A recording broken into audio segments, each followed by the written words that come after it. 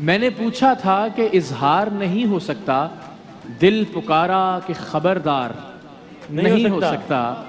एक मोहब्बत तो कई बार भी हो सकती है, हाँ। एक ही शख्स कई बार नहीं हो सकता। सर शान रमज़ान माशाल्लाह से बहुत कामयाब ट्रांसमिशन है। उसमें एक सेगमेंट होता है शान सुखन, जिसमें शेर व शायरी के मुकाबले जात होते हैं। तो उस शेर व शायरी के मुकाबले जात में काफ़ी तबकों की तरफ से ये कहा जाता है कि ARY की इंतज़ामिया को कोई ऐसा शायर मुनसिफ रखना चाहिए जिसके अपने दीवान मौजूद हों। आपकी इस बारे में क्या राय है? आपने बजाते खुद एडिटिंग सीखी, वीडियो एडिटिंग सीखी, बजाते खुद आपने देखा कि टाइम लाइन पर ये वीडियो कहाँ पर शॉर्ट लगेगा, कैसे लगेगा। तो ये बात सर, पाकिस्तान में जो इस्तिलाह थी स्ट्रिंग ऑपरेशन की, वो 2012 से पहले नहीं थी। 2012 से पहले एक बहुत बड़ा स्ट्रिंग ऑपरेशन हुआ था, न्यूज़ ऑफ द वर्ल्ड ने किया था और पाकिस्तान के खिलाड़ियों को पकड़ा था।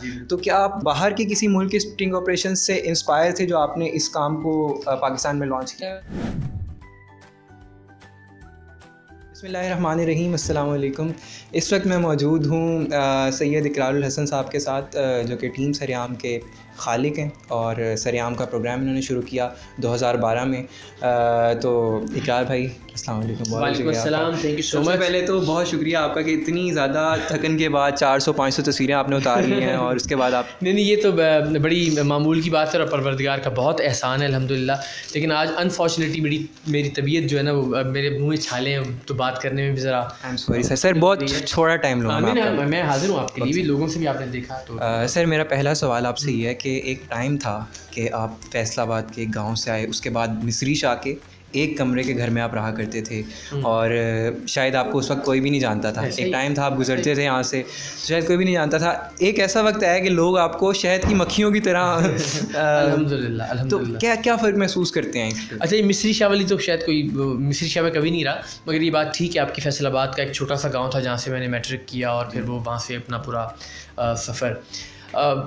मुझे ये लगता है कि जो बहुत हम्बल बैकग्राउंड के लोग होते हैं, वो जब ज़िंदगी में कुछ मेहनत करते हैं, लगन के साथ अपना काम करते रहते हैं, तो वो ज़्यादा लुत्फ़ लेते हैं अपनी छोटी मोटी कामयाबियों का भी। क्योंकि जब वो पीछे मुड़ के देखते हैं कि मैंने कहाँ से सफ़र का आगाज़ किया। तो मैं आपको एक एग्ज़ाम्पल देता हूँ। जब कॉलेज से मैं निकला तो मैंने अपने दोस्तों से कहा कि जी आज ये मेरा कॉलेज से निकलने से मुराद है कि जो आखिरी दिन था हमारा पेपर्स के बाद, तो मैंने अपने दोस्तों से कहा कि जी अब मैं इस कॉलेज में तब आऊँगा जब मुझे बतौर मेहमान खुसूसी बुलाया जाएगा। तो उसके बाद 16 साल बाद मुझे उसी कॉलेज में मेहमान खुसूसी बुलाया गया। तो ये कहने के लिए एक जुमला है, लोगों को लगेगा कि बस वाओ 2-4 सेकंड में मैंने बात कर ली, लेकिन उन 16 सालों में कितनी रातें जागनी पड़ी मुझे सरेआम प्रोग्राम को एडिट करवाने के लिए, कितनी मारें खाई, कितनी गोलियों का सामना किया, कितनी मेहनत की। तो वो जो एफ़र्ट है वो आपको इज़्ज़त देती है इसमें। मेरा तो ये मानना और मेरा ये यकीन। अच्छा इकरार भाई, देखा ही गया है कि जो कामयाब लोग होते हैं, एक तो वो होते हैं ना कि मिसाल के तौर पे बॉस, मिसाल के तौर पे आप एक एंकर बन गए तो अब बस मैं बॉस हूँ और मैंने एडिटर को कह दिया कि भाई एडिट कर दो, इसको इस तरह कर दो, उस तरह कर दो।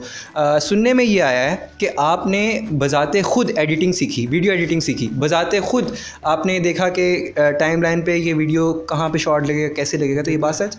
मैंने बेसिकली मेरे लिए बड़ी खुशाइंद बात ये है कि मैंने जब मेरी बतौर एंकर हायरिंग हुई ARY में, तो कुछ वीज़ाज़ इशू थे। चूँकि ARY तब दुबई बेस्ड था, तो मुझे फिर कुछ देर के लिए कहा गया कि आप फ़ील्ड रिपोर्टिंग कर लें लाहौर में। तो वो जो जूतियाँ घिसाई मैंने फ़ील्ड रिपोर्टिंग के दौरान, उसने मुझे बहुत कुछ सिखाया। तो वो रिपोर्टिंग भी किया करते थे, अपना पैकेज हम खुद कॉपी भी किया करते थे, उसको एडिट भी किया करते थे और एडिट करके दुबई स्टूडियो भिजवाया भी करते थे।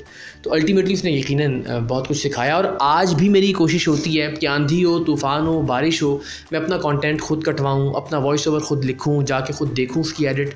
इसलिए कि वो एक वक्त आता है आप समझते हैं कि जी मैं बस बहुत बड़ा हो गया हूँ, अब मैंने 10 लोगों की टीम रख ली है, तो आखिरी वक्त तक मेहनत करते रहना चाहिए। इकरार भाई, वॉइस ओवर की बात की आपने। वॉइस ओवर माशाल्लाह से आपकी बहुत ज़्यादा वॉइस ओवर की तारीफ़ की जाती है। पहले जो 10 मिनट होते हैं, पहले जो 3-4 मिनट होते हैं, उसकी बहुत ज़्यादा तारीफ़ की जाती है। तो वॉइस ओवर के लिए क्या ख़ास ट्रेनिंग आपने लिया, कोई ख़ास प्रैक्टिस की जो आपका काफ़िया मिलता है? अच्छा। यानी कि जो 3 अल्फाज आप मिलाते हैं। एक तो कॉलेज के ज़माने में शायरी करते रहे और दूसरा चूँकि ताल्लुक़ डिबेटिंग से था, तो तकरीर का रंग शायद नज़र आता है स्क्रिप्ट के अंदर। स्ट्रिंग ऑपरेशन, पाकिस्तान में जो इस्तिलाह थी स्ट्रिंग ऑपरेशन की, वो 2012 से पहले नहीं थी। तो 2012 से पहले एक बहुत बड़ा स्टिंग ऑपरेशन हुआ था, न्यूज़ ऑफ द वर्ल्ड ने किया था और पाकिस्तान के खिलाड़ियों को पकड़ा था। तो क्या आप बाहर के किसी मुल्क के स्टिंग ऑपरेशन से इंस्पायर थे जो आपने इस काम को पाकिस्तान में लॉन्च किया? नहीं, यानी होना चाहिए था फुली तौर पे, लेकिन शायद मैं उस तरह से फॉलो नहीं कर सका जो इंटरनेशनल स्टोरीज़ थी बड़ी स्टिंग ऑपरेशन के हवाले से। मुझे लगता था कि पाकिस्तान के अंदर जो इश्यूज़ हैं उनको पाकिस्तानी रंग के अंदर लोगों के सामने लेकर आना चाहिए ताकि लोगों के साथ वो लोग रिलेट कर सकें उसके साथ। तो अनफॉर्चुनेटली नहीं, मैंने फॉलो नहीं किया इंटरनेशनल। सर लास्ट क्वेश्चन है आपका, ख़त्म कर रहा हूँ मैं। सर शान रमज़ान माशाल्लाह से बहुत कामयाब ट्रांसमिशन है, उसमें एक सेगमेंट होता है शान सुखन, जिसमें शेर व शायरी के मुकाबले जात होते हैं। तो उस शेर व शायरी के मुकाबले जात में काफ़ी तबकों की तरफ से ये कहा जाता है कि ARY की इंतज़ामिया को कोई ऐसा शायर मुनसिफ रखना चाहिए जिसके अपने दीवान मौजूद हों। आपकी इस बारे में क्या राय है? उसूली तो ऐसा होना चाहिए, इसमें कोई दूसरी राय नहीं है, लेकिन ये भी देखना है कि बैतबाजी एक मुकम्मल अलग फ़न है।